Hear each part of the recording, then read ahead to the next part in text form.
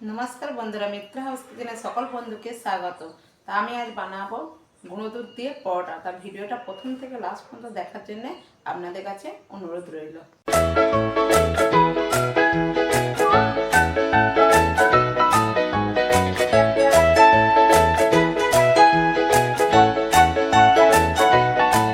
আমি 600 গ্রাম মতন ময়দা নিয়েছি। সব ময়দাটাই এতে দিয়ে দেবো। একটু নুন দিয়ে দেবো আর ময়নের জন্য সাদা তেল দিয়ে দেবো। 2 চামচ মতন সাদা তেল দিলাম। এটাকে ভালো করে আমি মেখে নেব। এবার আমি অল্প অল্প করে জল দিয়ে এটাকে ভালো করে মেখে নেব। রুটি বা পরোটা যেভাবে মাখি সেইভাবেই আমি এটাকে মেখে নেব। আপনারা যারা দেখছেন আমার ভিডিওটা অবশ্যই কমেন্ট করে জানাবেন কোথা থেকে দেখছেন, আর আমার ভিডিওটা আপনাদের কেমন লাগলো সেটাও জানাবেন। দেখুন ময়দা, নুন আর তেলটা খুব ভালোভাবে মিশে গেছে। এরমভাবে ডেলা পাকিয়ে গেলে বুঝবেন যে ময়দাটা ঠিকঠাক মাখা হয়ে গেছে ময়নটা। আমি একবারে জলটা দেবো না, অল্প অল্প করে জল দিয়ে ভালো করে এটাকে মেখে নেব। একবারে জল দিয়ে দিলে পাতলা হয়ে যাওয়ার ভয় থাকে, তাই জন্য অল্প অল্প জল দেবো আর ভালো করে মেখে নেব।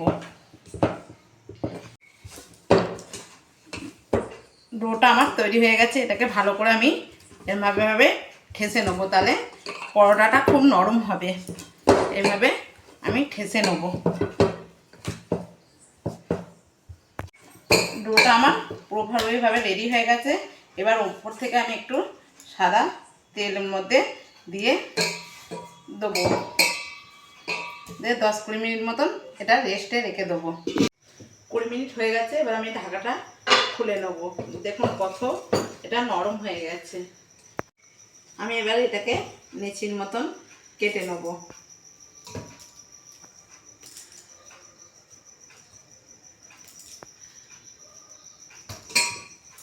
সবগুলোকেই এইভাবে কেটে নেব।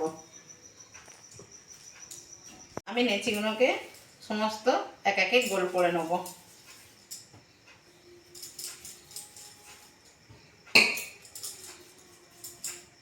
সবকটা নেচি আমার গোল করা হয়ে গেছে। আমি এটাকে রুটির আকারে সুন্দর করে পাতলা করে করে নেব।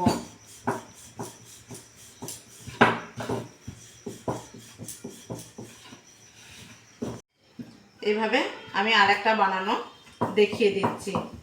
যেমন আমরা রুটির আকারে করি সেরকম করে নিতে হবে।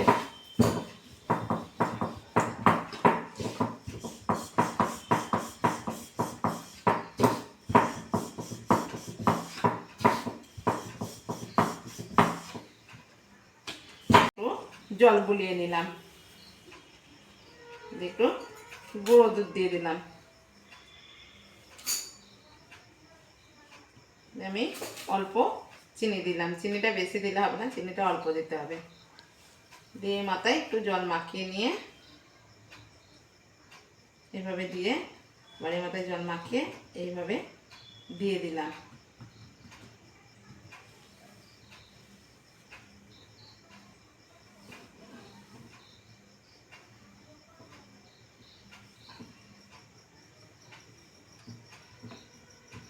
এবার আমি এটাকে বেলে নেব।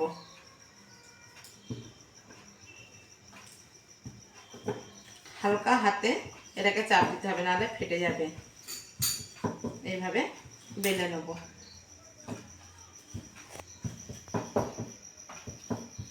এইভাবে আমি সব কটা পরোটাকেই বেলে নেব, তারপর দেখাচ্ছি ভাজাটা।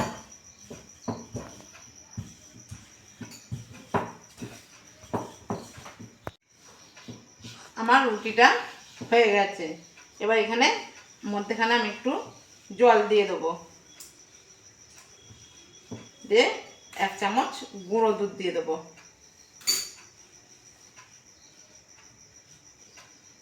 আর অল্প একটু চিনি দেবো। চিনিটা বেশি দেবো না, চিনিটা এভাবে ছড়িয়ে দেবো। দিয়ে এরমভাবে এটাকে ফোল্ড করে দেবো। দিয়ে আবার মধ্যেখান দিয়ে একটু জল দিয়ে দেবো। দিয়ে আবার এইভাবে ফোল্ড করে দেবো। এই মাথাটাও এইভাবেই করব। একটু জল দিয়ে দেবো, দিয়ে এরকম ভাব করে দেবো।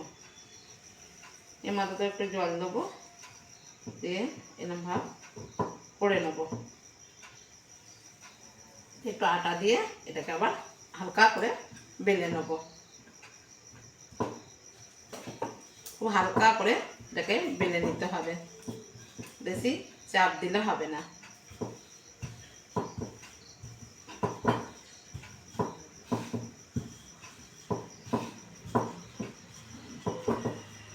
এইভাবে ছোট ছোট করে আমি পরোটাগুলো বানিয়ে নেব। এই দুধ দিয়ে পরোটাটা করে একদিন খেয়ে দেখবেন, খুব সুন্দর লাগে।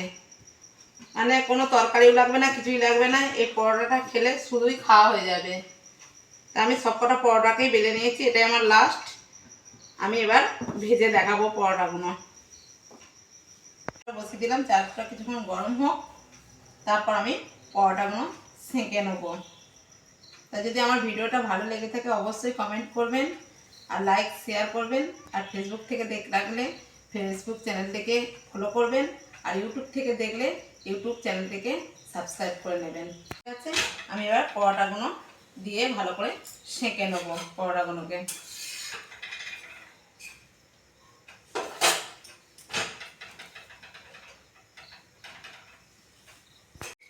আমি 3টে পরোটাকে একবারে সেঁকে নিচ্ছি এইভাবে।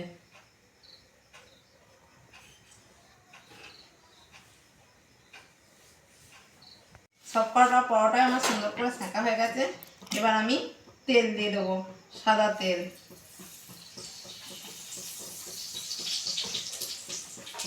গ্যাসের ফ্লেমটাকে কমিয়ে দিলাম। এবার এটাকে উল্টে দেবো।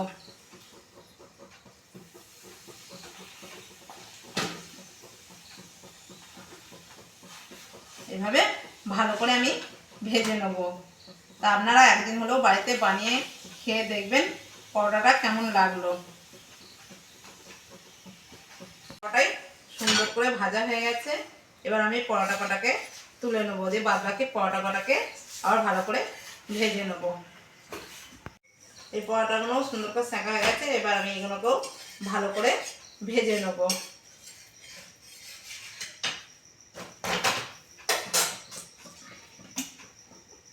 আমার সবকটা পরোটাই রেডি হয়ে গেল।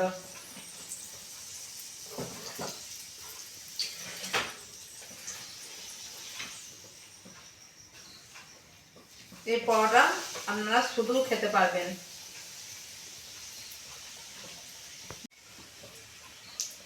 দেখতেও যেমন পরোটাটা সুন্দর হয়, খেতেও ঠিক তেমনই সুন্দর।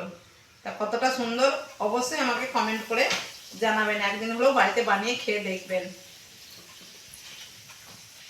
আর পরোটাগুলোকে এরকম লাল লাল করেই ভাজতে হবে। এই পরোটাগুলো আমার হয়ে গেল, এটাকেও আমি তুলে রেখে দিচ্ছি। বাদ বাকিগুলো আবার করে নিচ্ছি। সবকটা পরোটাই আমার বানানো হয়ে গেছে। দেখুন কত নরম হয়েছে পরোটাগুলো, কত নরম আর কত সফট হয়েছে।